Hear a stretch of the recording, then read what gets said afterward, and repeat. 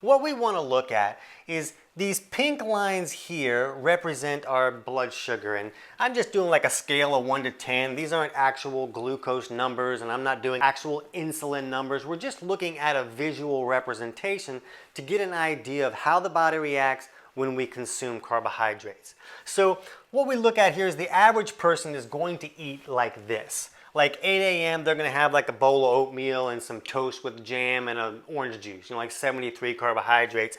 That's going to create a big spike in the blood sugar, and that blood sugar is going to crash down. But the insulin takes a lot longer to come down than the blood sugar comes down. And this is important when it comes to understanding how and why to cycle carbohydrates. This green zone here represents this optimal zone that insulin needs to be in so that the body can access stored fat and burn that for fuel. So we want the body to access stored fat and burn it for fuel so that we can fit in our pants. But also, we want to have a fuel source when the body runs out of glucose. We want to have a backup fuel source so that we don't bonk and at 3 o'clock we don't even know what our name is and we can't get any work done.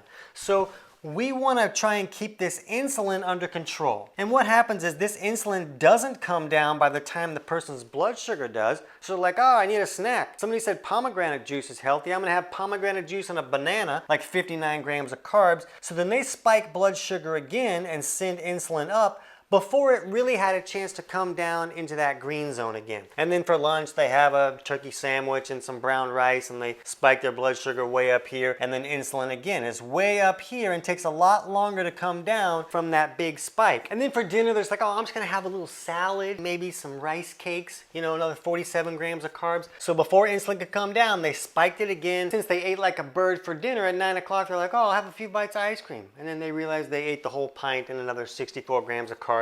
So you can see that insulin never had a chance to come down the entire day so that the body could access stored fat and burn it for fuel. They never had a backup fuel source, so they kept either crashing and bonking, or they would come down here with their sugar crash and realize, oh, I really need a snack to just survive as a human being. So eating this way is really problematic because you're not only going to gain weight, the insulin being that high is going to tell the body to store more fat, but you can't access stored fat and burn that for fuel. So it makes it very difficult for people to lose weight and to have energy throughout the day, because the fuel source gets burned up and there's no access to a backup fuel source.